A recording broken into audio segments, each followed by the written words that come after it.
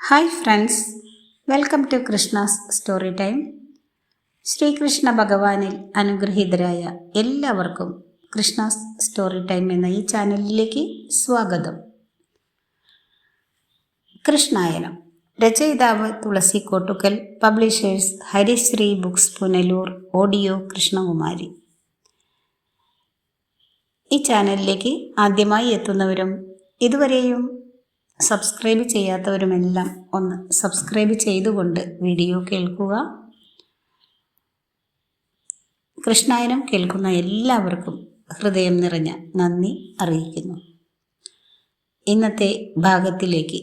ഓം ശ്രീകൃഷ്ണ പരമാത്മനേ നമഃ. ശൃഗാലവധം.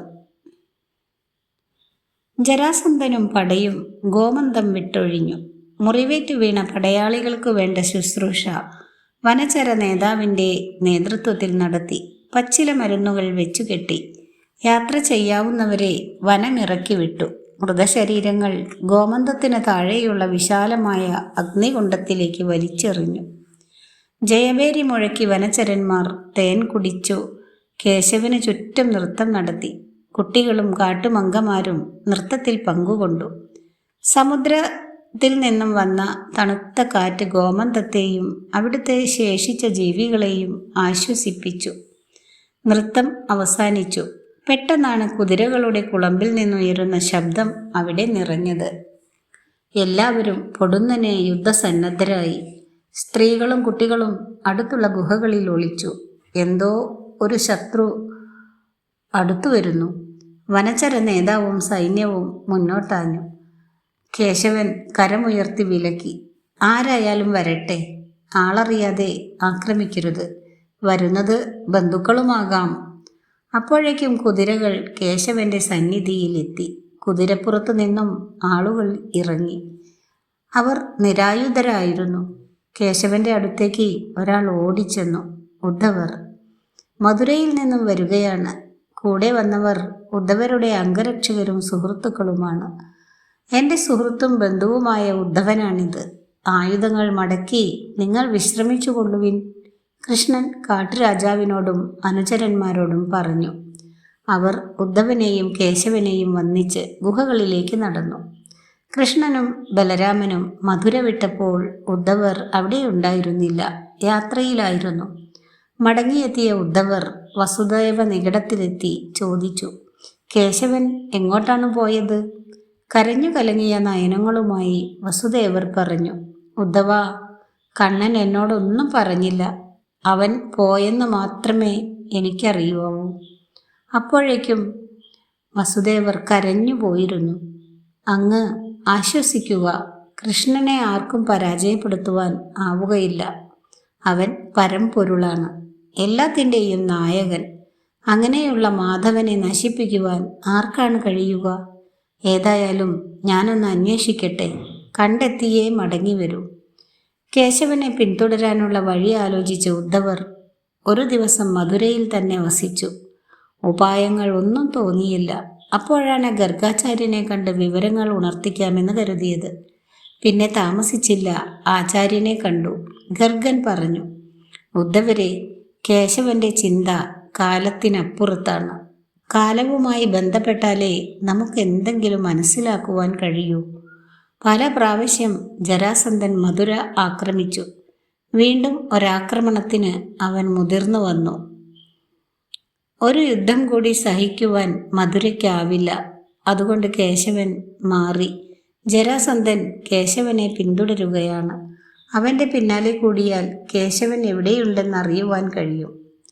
ഗർഗാചാര്യൻ്റെ ഉപദേശം സ്വീകരിച്ച് ഉദ്ധവൻ മധുര വിട്ടു.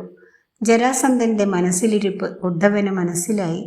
മധുരയിൽ കംസന്റെ മക്കളെ രാജാവാക്കണം. യാദവരുടെ കരത്തിൽ നിന്നും മധുര രാക്ഷസർക്കു നൽകണം. അതിന് വിഘാതം കേശവനും ബലരാമനുമാണ്. അവരെ വധിച്ച് മരുമകൻ്റെ ഭരണമാർഗം ശുഭമാക്കണം. അതാണ് ജരാസന്ധൻ്റെ ഉന്നം. ജരാസന്ധ മഹാരാജാവ് കരവീരപുരത്തേക്ക് പോയപ്പോൾ അതിനടുത്ത് എവിടെയോ ഗോവിന്ദനുണ്ടെന്ന് ഉദ്ധവൻ ചിന്തിച്ചു. അങ്ങനെ ഉദ്ധവൻ കരവീരപുരത്തെത്തി. ഉദ്ധവൻ കരവീരപുരത്ത് വന്നപ്പോൾ ചക്രവർത്തിയും സേനയും നായാട്ടിന് പോയതായി അറിഞ്ഞു. ആഗ്രഹം നിഷ്ഫലമായതിൽ ഖേദിച്ച് ഗോമന്തത്തിൻ്റെ താഴ്വാരത്തോടെ തിരിച്ചു പോരുവാൻ തുടങ്ങിയപ്പോൾ പർവ്വതത്തിൽ തീ ആളിപ്പടരുന്നത് കണ്ടു. രസകരമായ ആ കാഴ്ച കണ്ട് ഉദ്ധവൻ ഏറെ നേരം നിന്നു. ആരെങ്കിലും പർവ്വതത്തിൽ തീ വെച്ചതാണോ, അതോ തനിയെ തീ വീണതായിരിക്കുമോ? പല സംശയങ്ങളും ഉദ്ധവൻ്റെ മനസ്സിൽ ഉണർന്നു. അല്പനേരം കൂടി ആ അഗ്നിചിത്രം നോക്കി നിൽക്കെ ഉദ്ധവൻ കുതിരയെ നടത്തി. ഇനി എവിടെ അന്വേഷിക്കുവാനാണ്? മധുരയ്ക്ക് തന്നെ തിരിച്ചു പോകാം. ഇങ്ങനെ ചിന്തിച്ച് പിന്തിരിയുവാൻ ഭാവിക്കുമ്പോഴാണ് രണ്ടുപേർ ഓടി വരുന്നത് കണ്ടത്. ഒറ്റ നോട്ടത്തിൽ തന്നെ അത് മാഗധൻ്റെ പടയാളികളാണെന്ന് ഉദ്ധവന് മനസ്സിലായി. അവരെ തടഞ്ഞു നിർത്തി ഉദ്ധവൻ ചോദിച്ചു, എന്തിനാണ് നിങ്ങൾ ഓടുന്നത്? വഴിയിൽ തടഞ്ഞു നിർത്തിയപ്പോൾ സ്വതേ പരിഭ്രമിച്ചിരുന്ന ആ പടയാളികൾ ഭയന്ന് വിറച്ചു. അവർ പതുക്കെ പറഞ്ഞു, ഞങ്ങൾ മാഗധത്തിലെ പടയാളികളാണ്. ഞങ്ങളുടെ ചക്രവർത്തിയും ഇടയച്ചെറുക്കനായ കൃഷ്ണനും തമ്മിൽ ഏറ്റുമുട്ടി. ചക്രവർത്തിയുടെ മിക്ക സൈന്യങ്ങളും മരിച്ചു. ഒരുവിധം ഞങ്ങൾ രക്ഷപ്പെട്ടു. അത്ഭുത ബാലൻ തന്നെയാണ് കൃഷ്ണൻ. പടയാളികൾ ഒരുവിധം ഇത്രയും പറഞ്ഞതും ചാടി ഓടിയതും ഒന്നിച്ചായിരുന്നു. യഥാർത്ഥത്തിൽ ഉദ്ധവൻ തരിച്ചു നിന്നുപോയി. പിന്നെ സമയം കളഞ്ഞില്ല. ഗോമന്തത്തേക്ക് കുതിരയെ പായിച്ചു. മാർഗത്തിൽ രുക്മി നയിക്കുന്ന തേരിൽ ജരാസന്ധൻ തലകുനിച്ചിരിക്കുന്നത് കണ്ടു. അതോടെ കേശവൻ ഗോമന്തത്തിലുണ്ടെന്ന് ബോധ്യമായി. ഉദ്ധവനെ കണ്ടപ്പോൾ തന്നെ കേശവൻ മാതാപിതാക്കളുടെ ക്ഷേമം അന്വേഷിച്ചു. ഉഗ്രസേനന്റെ ഭരണത്തെക്കുറിച്ചും ആരാഞ്ഞു.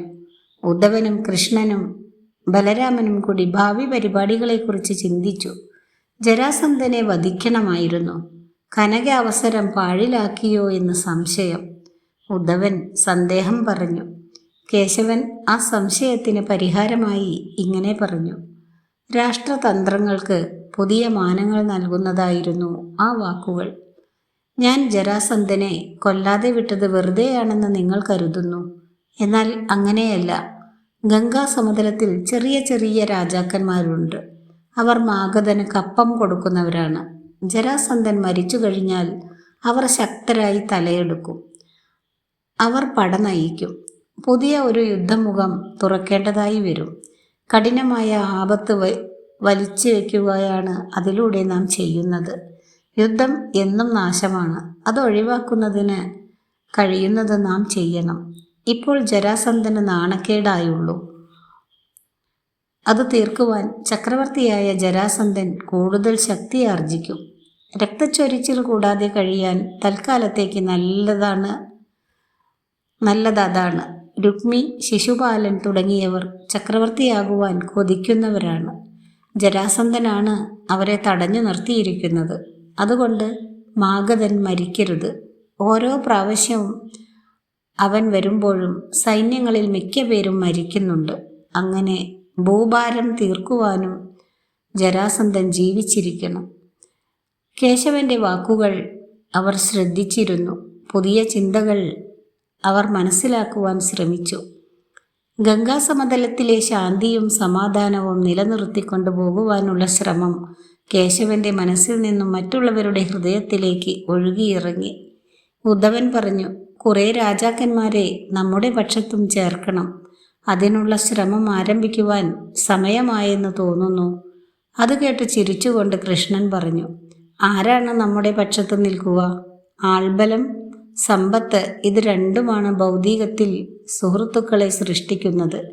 അത്തരം സമ്പത്തില്ലാത്ത നാം അതിന് ഒരുങ്ങുക വേണ്ടെന്നാണ് എൻ്റെ അഭിപ്രായം. ഉദ്ധവൻ പറഞ്ഞു, കേശവ, കംസനെ കൊന്ന നിന്നെക്കുറിച്ച് പല രാജാക്കന്മാരും പ്രശംസിക്കുന്നത് ഞാൻ കേട്ടിട്ടുണ്ട്. അതുകൊണ്ട് നാം ഒരു സംഘം ഉണ്ടാക്കുന്നതിനെക്കുറിച്ച് ആലോചിച്ചാൽ അത് വെറുതെയാവില്ല. ഞാൻ കരവീരപുരത്തെ ശൃഗാല വാസുദേവനുമായി ആലോചിക്കാം. നമ്മുടെ പക്ഷത്തേക്ക് അദ്ദേഹം ചേരുമെങ്കിൽ ജരാസന്ധൻ്റെ ശക്തി അല്പം കുറയും. കേശവൻ പറഞ്ഞു, നല്ലതു തന്നെ. താങ്കൾ മടങ്ങി വരും വരെ ഞങ്ങൾ ഇവിടെ പാർക്കാം. അതിനുശേഷം ഭാവി കാര്യങ്ങളെക്കുറിച്ച് നമുക്ക് ചർച്ച ചെയ്യാം. സൈന്യബലമുള്ള ഒരു സുഹൃത്തിനെ ലഭിക്കുന്നത് നല്ലതാണ്. ഉദ്ധവൻ അപ്പോൾ തന്നെ ശൃഗാല വാസുദേവനെ കാണുവാൻ പുറപ്പെട്ടു. കരവീരപുരത്തെ രാജാവാണ് ശൃഗാല വാസുദേവൻ. ശക്തനും ധീരനും സൈന്യബലമുള്ളവനുമായിരുന്നു ശൃഗാലൻ. പശ്ചിമഘട്ടം മുഴുവൻ അവൻ അടക്കി ഭരിക്കുന്നു. ജരാസന്ധനെ മാത്രമേ ശൃഗാലൻ ഭയന്നിരുന്നുള്ളൂ. അസാധാരണമായ സൗന്ദര്യത്തിനുടമയായിരുന്നു ശൃഗാല വാസുദേവൻ. അതുകൊണ്ട് തന്നെ താനാണ് മഹാവിഷ്ണുവിൻ്റെ അവതാരമെന്ന് കരവീരപുര രാജാവ് ഊറ്റം നടിച്ചിരുന്നു. നിഷ്ഠൂരമായ ശിക്ഷാവിധികൾ ഭയന്ന് അവൻ പറയുന്നതെന്തും ജനങ്ങൾ അനുസരിച്ചു. ശൃഗാലനെ ജനങ്ങൾ പൂജിച്ചു. ഉദ്ധവൻ പ്രഭാതത്തിൽ തന്നെ ശൃഗാലൻ്റെ കൊട്ടാരത്തിലെത്തി രാജാവിനെ മുഖം കാണിച്ചു. ഉദ്ധവനെ ഇരുത്തി ശൃഗാലനും ഇരുന്നു. ഉദ്ധവൻ പറഞ്ഞു, ശൃഗാല വാസുദേവ രാജാവിന് നമസ്കാരം. ഞാൻ കൃഷ്ണൻ്റെ ദൂതനായി വന്നിരിക്കുകയാണ്. പ്രജകളുടെ ക്ഷേമം കണക്കാക്കിയാണ് ജരാസന്ധനോട് കഠിനമായി പോരടിക്കാതെ പശ്ചിമഘട്ടത്തിലേക്ക് അദ്ദേഹം മാറിയത്. ശക്തനും ചക്രായുധധാരിയുമായ ഗോവിന്ദൻ താങ്കളുമായി സഖ്യം ഇച്ഛിക്കുന്നു. അതറിയിക്കുവാനാണ് ഞാൻ വന്നത്. പെട്ടെന്ന് ശൃഗാലൻ്റെ ഇടിവെട്ടുന്ന പരിഹാസച്ചിരി സഭയിൽ മുഴങ്ങി. ധിക്കാരവും അഹന്തയും മുറ്റിനിൽക്കുന്ന സ്വരത്തിൽ ശൃഗാലൻ പറഞ്ഞു, എടോ ഉദ്ധവ, രാജാക്കന്മാർ സഖ്യം ഇച്ഛിക്കുന്നത് രാജകുലത്തിൽ പിറന്നവരോടാണ്. മന്നിന് ഭൂഷണമാകുവാൻ അവർക്കാണ് അവകാശം. ഗോക്കളെ പാലിച്ച് ദതി കടഞ്ഞ് തൈര് മോന്തി നടക്കുന്ന ഒരുവനോട്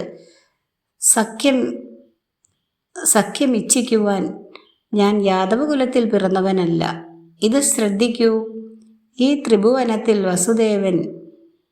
വാസുദേവൻ ഞാൻ മാത്രമാണ്.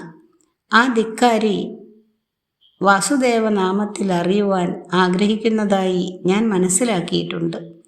അവന് തെറ്റുപറ്റിയെന്ന് നീ ബോധ്യപ്പെടുത്തി കൊടുത്താലും അവൻ കംസനെ കൊന്നത് ശരിയാണോ എന്ന് ഞാൻ സംശയിക്കുന്നു. രോഗഗ്രസ്തനായ ഒരുവനെ നശിപ്പിക്കുവാൻ ആർക്കും എളുപ്പമാണ്. അതുകരുതി ആ ഇടയച്ചെറുക്കൻ ഊറ്റം കൊള്ളുക വേണ്ട. പെട്ടെന്ന് ഇടയ്ക്ക് കയറി ഉദ്ധവൻ പറഞ്ഞു,